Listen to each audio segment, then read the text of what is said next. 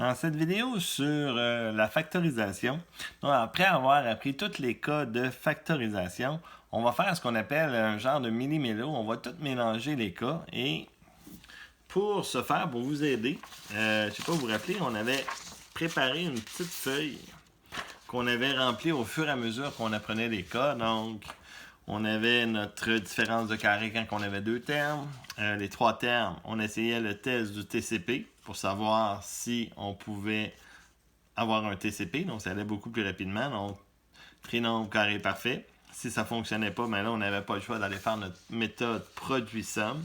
Il y a une autre façon qui existe aussi, qu'on appelle la complétion de carré, mais on ne la verra pas dans le cadre de ce cours-ci. Et les quatre termes, donc quand on avait quatre termes, c'était la mise en évidence double.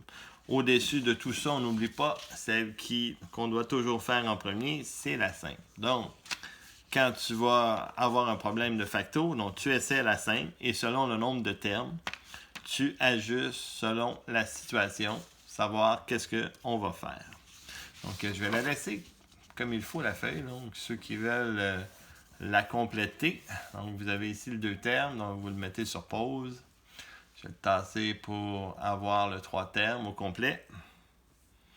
Et finalement, notre quatre termes ici au complet aussi. Donc, tu peux compléter ta feuille sans problème de cette façon-là. Donc, allons-y. Essayons de faire des problèmes. Donc, j'ai un 2x4 moins 200 en premier. Donc, j'ai deux termes, mais avant, on n'oublie pas, on essaie de faire des mises en évidence simples. Donc, qu'est-ce qu'on peut faire? J'ai un 2 que je pourrais sortir en facteur. Donc, j'ai pas le choix. Je vais commencer par sortir mon 2. Il va me rester x4 moins 100. Quand j'ai deux termes, on essaie la différence de carré. Donc, différence de carré, oui, on peut faire la racine carrée du premier et la racine carrée du second terme. Donc, ça va me faire 2, x2 moins 10 et x2 plus 10.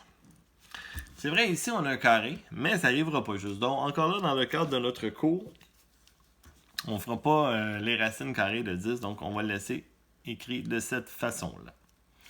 Deuxième expression. J'ai un 4A2 plus 7A moins 2. Donc, on va essayer au début voir si on peut faire une simple. Il n'y a rien qu'on peut sortir des trois. Donc, on est rendu à trois termes.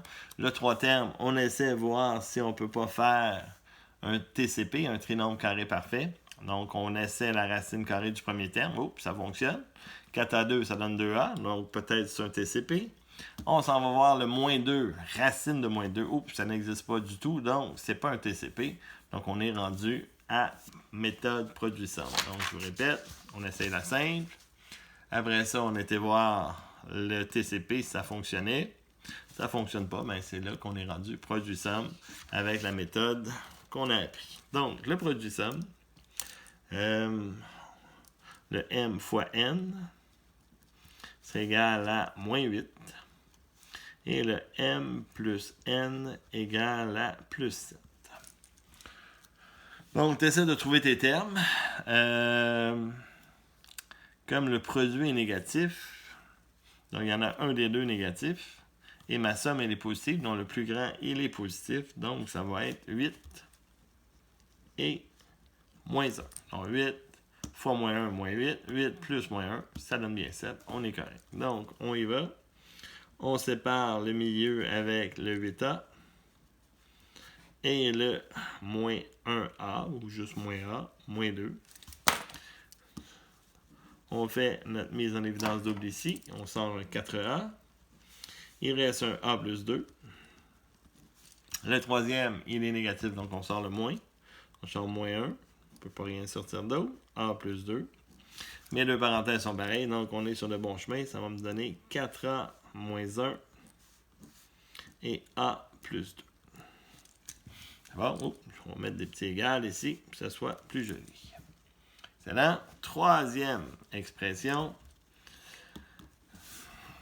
Donc, j'ai un 4 termes, donc ça devrait être une mise en évidence double. Mais avant, on va regarder si on ne pourrait pas faire une mise en évidence simple. J'ai un 8, un 4, un moins 16, un 8. Donc, ça veut dire que je pourrais sortir un 4. Donc, on va le faire.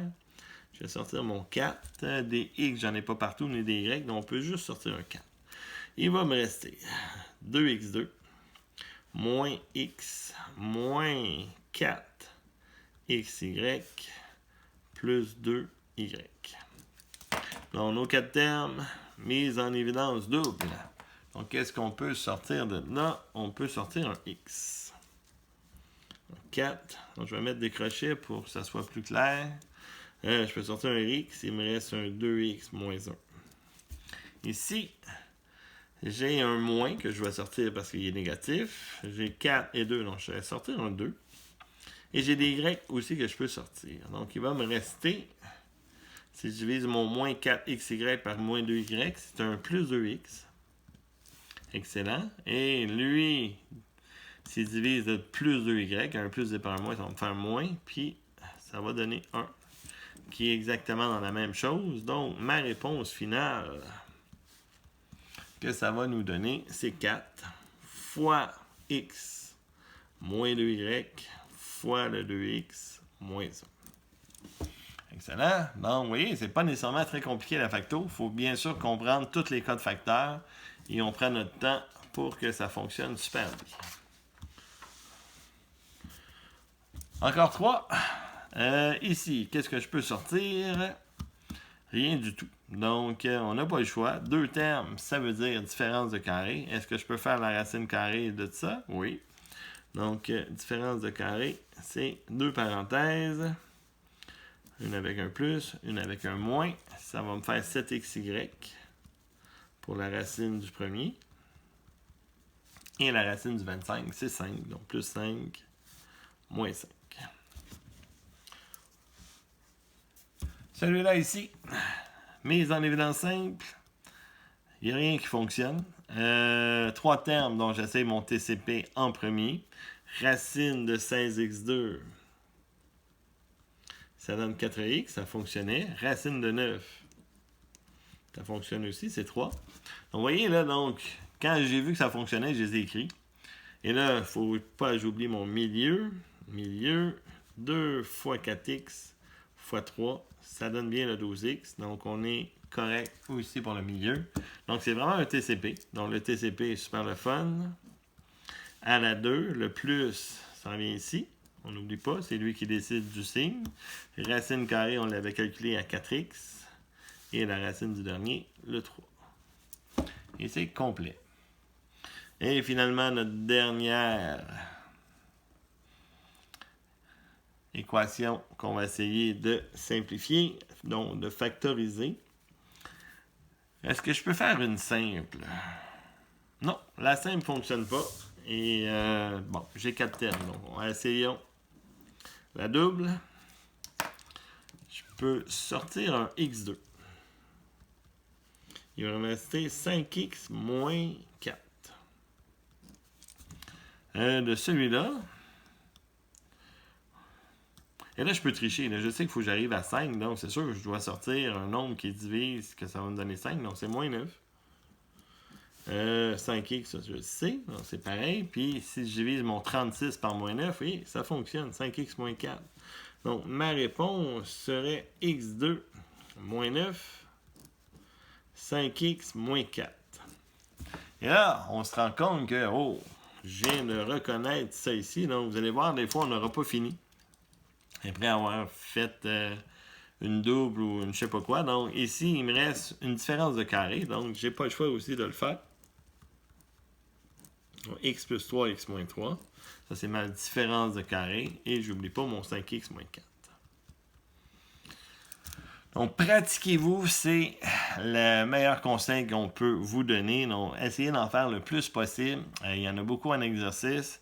Et c'est en force d'en faire que vous allez devenir vraiment très habile.